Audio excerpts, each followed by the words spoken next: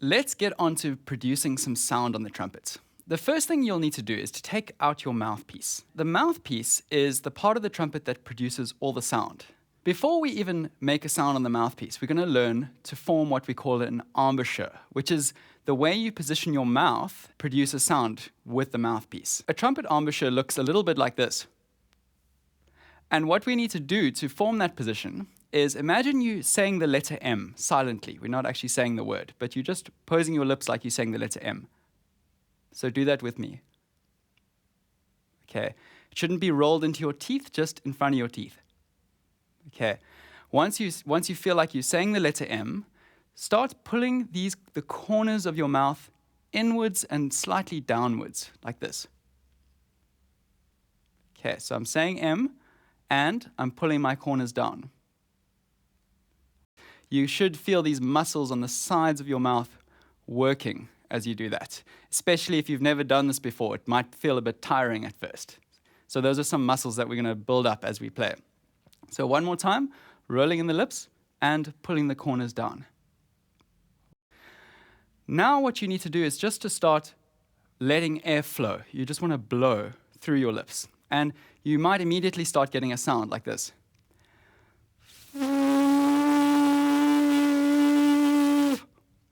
Okay, if you're getting a buzz like that, you're doing the right thing. Not everybody gets it straight away, so let me give you some tips. You might be holding your lips too tight, in which case, no sound's going to come out. It'll sound like this. What you need to do is just in the center of your lips, we call the little hole that your mouth makes, we call that the aperture. So what we need to do is just to release that aperture a little bit. The center of your lips, just loosen them as you're blowing. And you should feel a buzz start to happen. If you're holding them too tightly, just release the center of the lips like that. The other thing that could happen is you could be holding them a little bit too loose. So it will all that will happen is you'll just feel air blowing out like this. In that case, you can guess, we just need to roll the lips in a bit tighter and form a slightly tighter aperture until you start feeling that buzz coming together. So let me demonstrate that. So I started with them too loose. Air was just blowing through my lips. And then I tightened up my lips and the buzz started happening. Take note that I'm not using my voice at all. So I'm not humming like this. I'm just blowing air and letting my lips vibrate.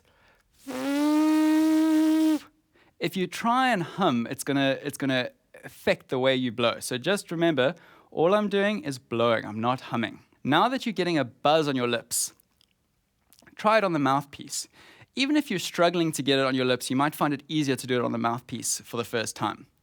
So what you want to do is hold the mouthpiece very gently. We don't want to be clamping on the mouthpiece. And don't hold it like this in a fist. Hold it between 2 or 3 fingers like this. Even better if you can hold it in your weak hand. So I'm actually right-handed. I'm going to demonstrate in my left hand. Because that way I can ensure that I'm not going to squeeze it too hard onto my lips. Okay, so now I'm going to buzz and I'm going to move the mouthpiece onto the center of my lips.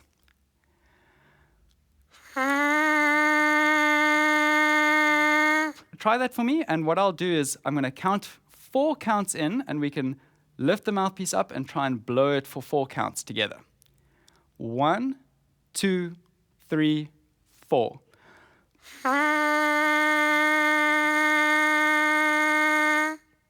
Let's do that again. 1, 2, 3, 4.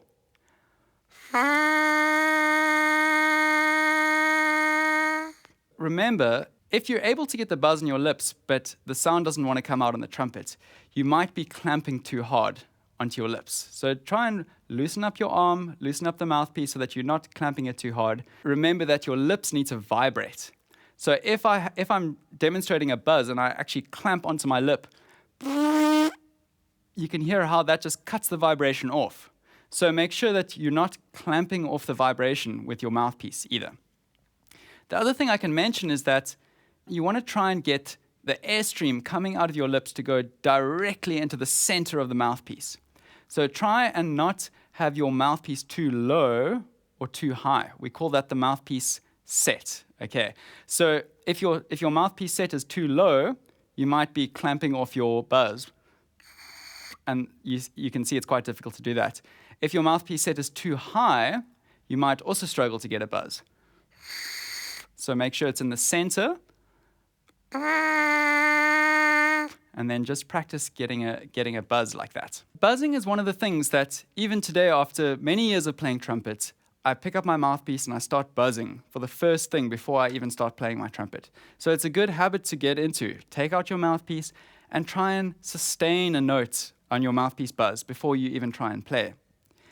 This way you really are dialing in those lips to just finding the tone that you want to get.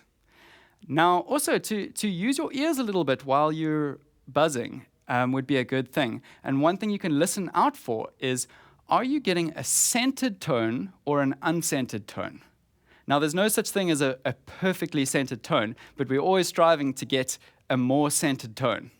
What it means to be centered is, does it sound fuzzy or fluffy while I'm playing that?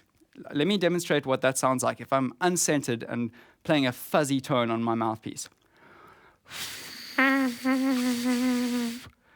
What that sounds like is there's a lot of air escaping through the mouthpiece, and it doesn't have a very clear sound.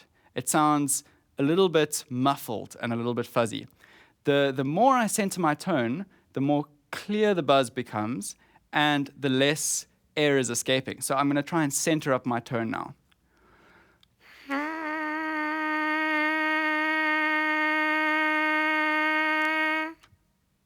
Did you hear that? How I was listening to my tone, and I was listening for the air escaping and trying to adjust my lips very slightly until I was getting a nice clean tone on the mouthpiece. That's going to be quite important because the more centered your tone, the longer you can hold notes, and the easier it is to find that note in the trumpet. So hopefully by now you're starting to get the feel for buzzing on the mouthpiece. If not, just take your time.